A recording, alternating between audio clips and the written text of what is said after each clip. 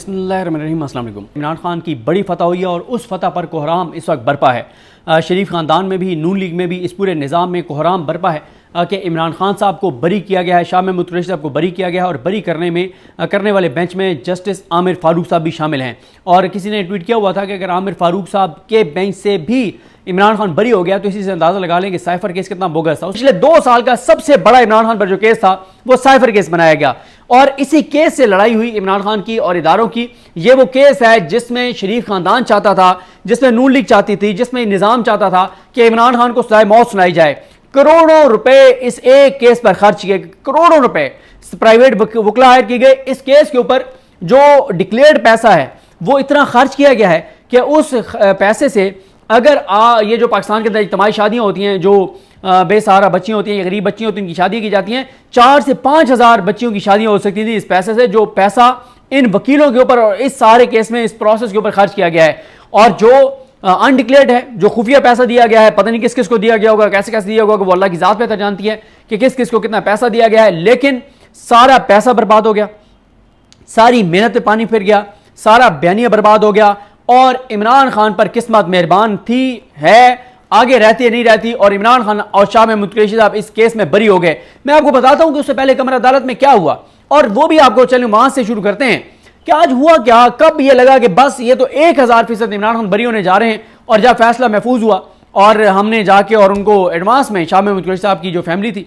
उनको, उनकी बेटियों को, उनके बेटे को, जैन साहब को, मेहरबान, उनकी जो बेटियाँ, दीगर उनके फैमिली मेम्बर्स और इमरान खान साहब की बहनें अलीमा खान साहबा और उज़मा खान साहबा और हसन न्याज़ साहब की जो वालदे हैं, बल्कि मैंने उनको ये कहा भी सही, जो हसन न्याज़ साहब की वालदे हैं, मैंने कहा आंटी हमें आपका नाम तो नहीं आता, हसन भाई की वजह से, क्योंकि हमारी उनसे दोस्ती है तो उनकी वजह से हम आपको आंटी कहते हैं और बस यही है कि आप हसन न्याज़ी की वालदे हैं। नाम मैंने फिर भी उनसे नहीं पूछा, वो कहती हैं बेटा इतना काफ़ी है कि हसन की वालदा बस इतनी आप कहा करें। तो उनको हमने जाके मुबारकबाद दी, ज़ाहिर है इसलिए मुबारकबाद दी कि एक उन्होंने सफ़र किया है और उन्होंने मुश्किल काटी है, वो अजियत से गुजरे हैं। इमरान खान साहब, शाह महमूद कुरैशी साहब, उनकी फैमिलीज, तो उनकी शाह महमूद कुरैशी साहब की फैमिली भी, इमरान खान साहब की फैमिली भी, सब ये कह रहे थे कि जब तक फैसला अनाउंस नहीं हो जाता तब तक भाई हम तो मुबारकबाद वसूल नहीं कर रहे। लेकिन हम उन्हें कह रहे थे कि 1000%, 10,000%, 50,000% इसमें इमरान खान साहब और शाह महमूद कुरैशी साहब बरी होने जा रहे हैं। उसकी वजह यह है कि आज कमर अदालत में हुआ क्या, जो सलमान सफदर साहब, पहले तो जो FI के प्रोसिक्यूटर हैं प्राइवेट, जिनको इंगेज किया गया जुल्फ़िकार अब्बास नकवी साहब, वो आए नहीं थे, जजेस बरहम हुए और फिर पहले इनसे कहा गया सलमान सफदर साहब से कि आप अपने दलाइल मुकम्मल कर लें। उन्होंने अपने दलाइल मुकम्मल किए, उसमें उन्होंने कुछ पॉइंट्स उठाए और फिर जब जुल्फ़िकार अब्बास नकवी साहब ने दलाइल दिए तो उनके दलाइल में कोई चीज़ नहीं थी। जजेस ऑफेंड हो गए, जजेस बरहम हो गए, जजेस गुस्से में आ गए। यहाँ तक कि जब से ये केस, कई माह से ये केस चल रहा था, इससे पहले भी ये 2 बार ये केस आया था इस्लामाबाद कोर्ट में, पहली मरतबा मैंने देखा है कि आमिर फ़ारूक साहब के सब्र का पैमाना लबरेज हुआ, उनकी आवाज़ ऊंची हुई कमर अदालत में और उन्होंने वकील साहब पे इज़हार बरहमी किया और उन्होंने यहाँ तक कह दिया कि जिस तरह से जज अबू अल हसनात मोहम्मद ज़ुल्करनैन ने यह फैसला सुनाया है, पूरी दुनिया से कोई इस केस को, इस फैसले को जस्टिफाई नहीं कर सकता। यहां तक आमिर फ़ारूक साहब ने कह दिया कि कोई इस केस में सबूत नहीं है। और क्या हुआ उससे पहले मैं आपको बता देता हूं, फिर मैं माहौल पे भी आता हूं कि माहौल क्या था।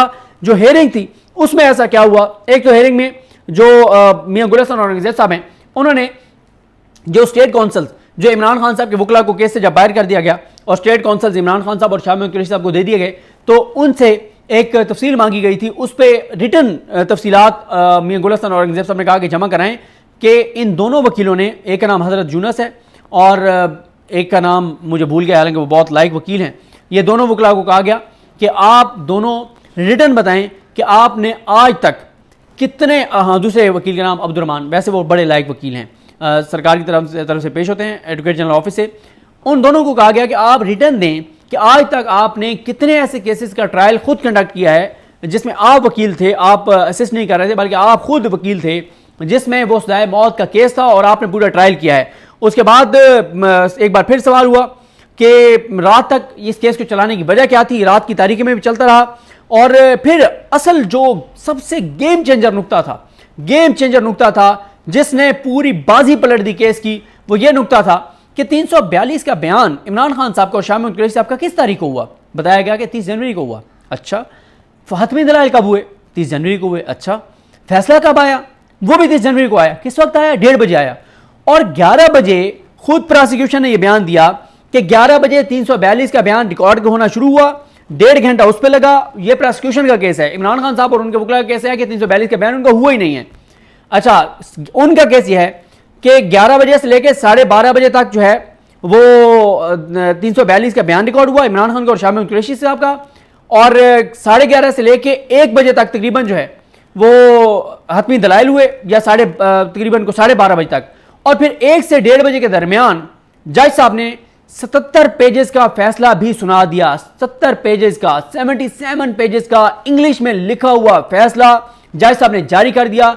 इस पे मियां गुल हसन और नरगिस साहब को यहां तक कहना पड़ा कि ये तो पहले से लिखा हुआ फिर फैसला तो आपने सुनाया है, वरना कौन सा जज है जो आधे घंटे में, 15 मिनट में, 10 मिनट में 77 पेजेस, 77 पेजेस का फैसला लिख ले। कौन सा ऐसा रूए जमीन के ऊपर पूरी दुनिया में कौन सा ऐसा इंटेलेक्चुअल वकील है, कौन सा ऐसा मतलब जीनियस जज है, मतलब जो 10 से 15 मिनट में 77 पेजेस का फैसला लिख ले। ये वो पॉइंट था जो गेम चेंजर था। फिर एक मौके पे हुआ ये कि आमिर फारूक साहब ने सलमान सफदर साहब को कहा कि ये बताएं कि ये कह रहे हैं कि फैसला रिमांड बैक होना चाहिए। उस पर उन्होंने कुछ पॉइंट्स बताए अपने, जो भी उनके आर्गूमेंट्स थे, लेकिन उस पर मियां गुल साहब ने आमिर फारूक साहब से को बात की और तासुर ये मिला कमरा अदालत में बैठे हुए लोगों को कि मियां गुल साहब ने बड़े सख्ती से इस बात पे बात की कि ये हम कैसे कर सकते हैं रिमांड बैक, 3 माह से यहाँ केस चल रहा है। और ये कहा भी से फिर आगे चल के मियां गुल साहब ने कि 3-3.5 माह से यहाँ केस चल रहा है, पूरा हम साइफर का जो डॉक्यूमेंट्स हैं, जो मेरिट के ऊपर चीजें हैं, वो सारी डिस्कस कर चुके हैं। उसके बाद एक बार फिर सवाल हुआ कि रात तक इस केस को चलाने की वजह क्या थी, रात की तारीख में भी चलता रहा। और फिर असल जो सबसे गेम चेंजर नुक्ता था जिसने पूरी बाजी पलट दी केस की, वो ये नुक्ता था कि 342 का बयान इमरान खान साहब का और शाह महमूद कुरैशी साहब का किस तारीख को हुआ। बताया गया कि 30 जनवरी को हुआ। अच्छा, हतमी दलाइल कब हुए? 30 जनवरी को हुए। अच्छा, फैसला कब आया? वो भी 30 जनवरी को आया। किस वक्त आया? 1:30 बजे आया। और 11 बजे खुद प्रोसिक्यूशन ने यह बयान दिया कि 11 बजे 342 का बयान रिकॉर्ड होना शुरू हुआ, 1.5 घंटा उस पर लगा। यह प्रोसिक्यूशन का केस है, इमरान खान साहब और उनके वकील का केस है कि 342 का बयान उनका हुआ ही नहीं है।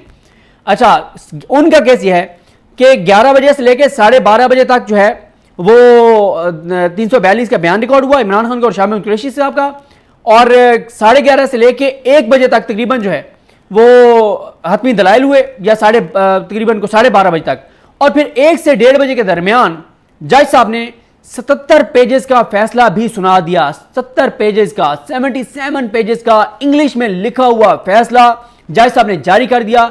इस पे मियां गुल हसन और नरगिस साहब को यहां तक कहना पड़ा कि ये तो पहले से लिखा हुआ फिर फैसला तो आपने सुनाया है, वरना कौन सा जज है जो आधे घंटे में, 15 मिनट में, 10 मिनट में 77 पेजेस, 77 पेजेस का फैसला लिख ले। कौन सा ऐसा रूए जमीन के ऊपर पूरी दुनिया में कौन सा ऐसा इंटेलेक्चुअल वकील है, कौन सा ऐसा मतलब जीनियस जज है, मतलब जो 10 से 15 मिनट में 77 पेजेस का फैसला लिख ले। ये वो पॉइंट था जो गेम चेंजर था।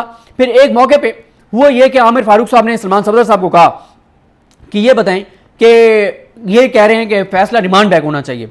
उस पर उन्होंने कुछ पॉइंट्स बताए अपने, जो भी उनके आर्गूमेंट्स थे, लेकिन उस पर मियां गुल साहब ने आमिर फारूक साहब से को बात की और तासुर ये मिला कमरा अदालत में बैठे हुए लोगों को कि मियां गुल साहब ने बड़े सख्ती से इस बात पे बात की कि ये हम कैसे कर सकते हैं रिमांड बैक, 3 माह से यहाँ केस चल रहा है। और ये कहा भी से फिर आगे चल के मियां गुल साहब ने कि 3-3.5 माह से यहाँ केस चल रहा है, पूरा हम साइफर का जो डॉक्यूमेंट्स हैं, जो मेरिट के ऊपर चीजें हैं, वो सारी डिस्कस कर चुके हैं।